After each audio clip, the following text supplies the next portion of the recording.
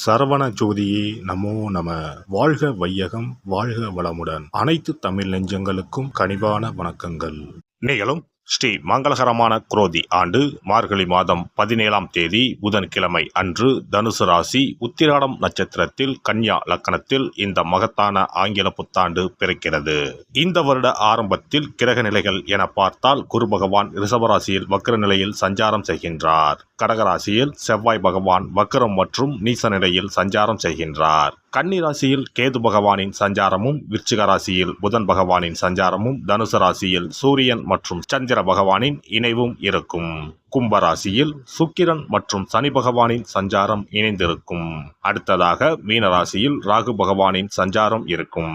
இவ்வித கிரக நிலைகளை கொண்டு இந்த 2025ஆம் வருடம் ஆரம்பமாகிறது. இந்த புத்தாண்டில் சனி பெயர்ச்சி, குரு பெயர்ச்சி, ராகு கேது பெயர்ச்சி என முக்கிய கிரகங்களின் பெயர்ச்சிகள் நடைபெற உள்ளது. இதன் காரணமாக சில ராசிக்காரர்களுக்கு குடும்பம், வேலை, தொழில் என அனைத்து விதத்திலும் முன்னேற்றம் ஏற்பட வாய்ப்புள்ளது. பிப்ரவரி 4ஆம் தேதி குரு பகவான் ரிஷபராசியில் வக்ர நிவர்த்தி அடைகிறார். மார்ச் 29ஆம் தேதி சனி பெயர்ச்சி நடைபெற உள்ளது. சனி பகவான் கும்பராசியில் இருந்து மீனராசிக்கு இடப்பெயர்ச்சி ஆகின்றார். மே மாதம் 14ஆம் தேதி குரு பகவான் ரிஷபராசியில் இருந்து மிதுன ராசிக்கு இடப்பெயர்ச்சி ஆகின்றார். மே மாதம் 18ஆம் தேதி ராகு கேது பெயர்ச்சி நடைபெறும்.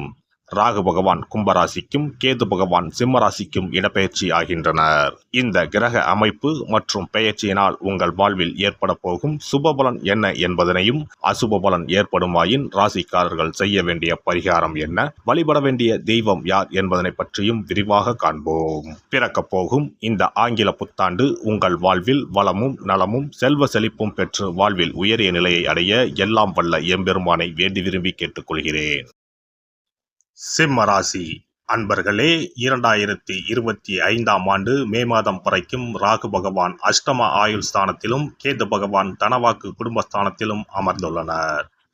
2025ஆம் ஆண்டு மே மாதம் முதல் பண வரவு அற்புதமாக இருக்கும்.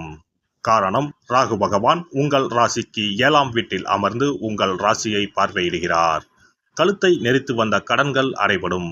சொத்துக்கள் வாங்குவீர்கள். வருமானத்திற்கு எந்த குறையும் இருக்காது. குரு பகவான் லாபஸ்தானத்திற்கு வரப்போவதால் கோடீஸ்வர யோகம் தேடி வரப்போகிறது. பெண்களுக்கு ஆடை ஆபரண சேர்க்கை ஏற்படும். அதே நேரத்தில் அஷ்டம சனியாக 8ஆம் வீட்டில் அமர்ந்து சனி பகவான் பயணம் செய்ய போகிறார்.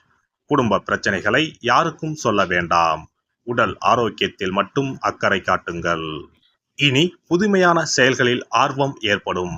பேச்சுகளில் அனுபவங்கள் வெளிப்படும். உடன் பிறந்தவர்களின் எண்ணங்களை புரிந்து கொள்வீர்கள். உறவினர்களிடத்தில் பொறுமை வேண்டும். குழந்தைகள் வழியில் மகிழ்ச்சியான செய்திகள் கிடைக்கும். கடன் தொடர்பான விஷயங்களில் பெரியோர்களின் ஆலோசனைகள் மாற்றத்தை ஏற்படுத்தும். நண்பர்களின் ஒத்துழைப்பு மனதிற்கு மகிழ்ச்சியை கொடுக்கும். தன வருவாயை மேம்படுத்துவதற்கான சிந்தனைகளும் அதற்கான உதவிகளும் கிடைக்கும். துணைவருடன் இருந்து வந்த வேறுபாடுகள் படிப்படியாக குறையும். எதிராக செயல்பட்டவர்கள் சாதகமாக செயல்படுவதற்கான சூழ்நிலைகள் அமையும். தொழில் துறைகளில் கூட்டாளிகளின் ஒத்துழைப்புகள் மேம்படும். சேமிப்புகளை மேம்படுத்துவது தொடர்பான நுட்பங்களை புரிந்து கொள்வீர்கள். வெளியூர் தொடர்பான பயணங்களால் மாற்றமான வாய்ப்புகளும் அனுபவங்களும் கிடைக்கும். உடல் ஆரோக்கியத்தை பொறுத்தவரை மருத்துவர்களின் ஆலோசனைகள் வேண்டும். பார்வை தொடர்பான இன்னல்கள் படிப்படியாக குறையும். தந்தையின் ஆரோக்கிய விஷயங்களில் கவனம் வேண்டும். பழைய பழக்க வழக்கங்களால் பயனற்ற விரயங்கள் உண்டாகும். பெண்களை பொறுத்தவரை ஆலய பணிகளில் தனிப்பட்ட ஆர்வம் ஏற்படும். ஆசிரியர் துறைகளில் இருப்பவர்களுக்கு மாற்றங்கள் உண்டாகும். குடும்ப உறுப்பினர்கள் பற்றிய புரிதல்கள் அதிகரிக்கும். தனிப்பட்ட விஷயங்களை மற்றவர்களிடம் பகிர்வதை தவிர்க்கவும். தொழில்நுட்ப கருவிகளை சூழ்நிலை அறிந்து பயன்படுத்துவது நல்லது. மறதி தொடர்பான பிரச்சனைகளால் காரிய தாமதம் உண்டாகும்.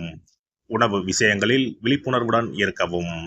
மாணவர்களுக்கு உயர்கல்வி சார்ந்த ஆலோசனைகள் மூலம் தெளிவு பிறக்கும். வெளியூர் பயண வாய்ப்புகள் நல்லதொரு மாற்றத்தை ஏற்படுத்தும். ஆராய்ச்சி தொடர்பான கல்விகளில் சற்று விவேகத்துடன் செயல்படவும். கலைத்துறைகளில் தனிப்பட்ட ஈர்ப்புகள் உண்டாகும். கணித துறைகளில் இருந்து வந்த ஆர்வமின்மை குறையும். பணிபுரிவோருக்கு உங்களின் மறைமுகமான திறமைகள் வெளிப்படும். புதிய அதிகாரிகளிடத்தில் மதிப்புகள் கிடைக்கும். இழுபறியாக இருந்து வந்த பதவி உயர்வு இப்போது கிடைக்கும். நெருக்கடியாக இருந்தவர்கள் விலகிச் செல்வார்கள். கட்டிடம் சார்ந்த துறைகளில் வெளிமாநிலத்தில் வேலைவாய்ப்புகள் உருவாகும். தணிக்கை துறைகளில் உள்ள சில நுட்பமான செயல்களை புரிந்து கொள்வீர்கள். சமூக நிகழ்வுகளை மற்றவர்களிடம் பேசுவதை தவிர்க்கவும். வங்கித் துறைகளில் இருந்து வந்த நெருக்கடியான சூழல்கள் குறையும். வியாபாரிகளுக்கு தொழில் வியாபாரத்தில் திட்டமிட்டு செயல்படுவது முன்னேற்றத்திற்கு வழிவகுக்கும். அபிவிருத்திக்கான எண்ணங்கள் மனதளவில் மேம்படும். அரசு வழியில் எதிர்பார்த்த உதவிகள் சாதகமாக அமையும். வெளிநாட்டு வர்த்தகங்களில் இருந்து வந்த தாமதங்கள் மறையும். கூட்டாளிகளிடம் பொறுமை காப்பது நல்லது. புதிய தொழில் தொடங்குவதற்கான எண்ணங்கள் சாத்தியமாகும். கால்நடைகளால் விரயம் உண்டாகும். சக விவசாயிகளிடம் வீண் விவாதங்களை தவிர்ப்பது நன்மையை தரும். கலைத்துறையினரை பொறுத்தவரை வளர்ச்சி படிப்படியாக உயரும். புதிய வாகனங்கள் வாங்கும் வாய்ப்புகள் கிடைக்கும். தொழில்நுட்ப துறைகளில் இருப்பவர்களுக்கு நல்ல வாய்ப்புகள் கிடைக்கும். உழைப்பிற்கான அங்கீகாரமும் கிடைக்கும்.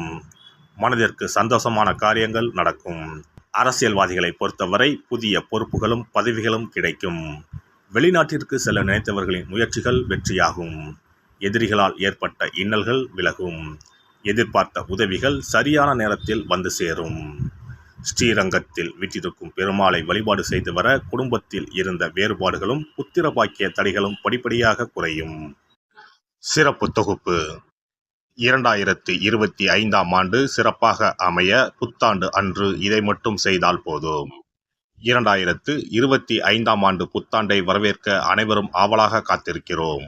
ஆனால் அதற்கு முன்பு 2024ஆம் ஆண்டிற்கு நன்றி சொல்லி விடை கொடுப்பதும் மிகவும் முக்கியமானதாகும். இந்த ஆண்டில் கிடைத்த நல்ல விஷயங்களுக்கு நன்றி சொல்வதுடன் கிடைக்காமல் போன விஷயங்களுக்கும் சேர்த்து நன்றி சொல்ல வேண்டும்.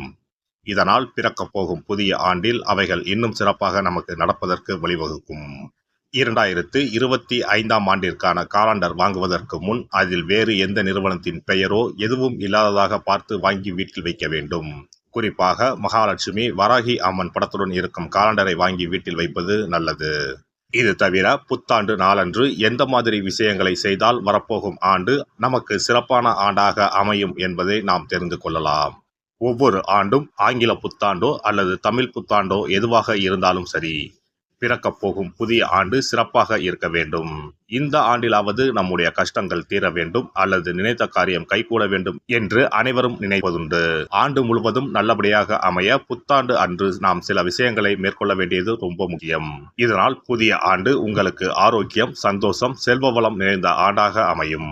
புத்தாண்டு அன்று காலையில் எழுந்தவுடனேயே நாம் குளித்து விடுவோம். அப்படி நாம் குளிப்பதற்கு முன் குளிக்கின்ற நீரில் 3 முக்கியமான பொருட்களை சேர்ப்பது மிகவும் நல்லது. அந்த தண்ணீரில் முதலில் சிறிது கல்லுப்பை சேர்க்க வேண்டும். கல்லுப்பு நமக்கு இருக்கும் கண்திஷ்டி, எதிர்மறை ஆற்றல்கள் ஆகியவற்றை அகற்றிவிடும். அடுத்ததாக சிறிது மஞ்சள் தூளை அதில் சேர்க்க வேண்டும். இதுவும் எதிர்மறை ஆற்றல்களை நீக்கி வாழ்வில் மங்களங்களை நிறைய செய்யும். மூன்றாவதாக சிறிது சுத்தமான பாலை சேர்க்க வேண்டும்.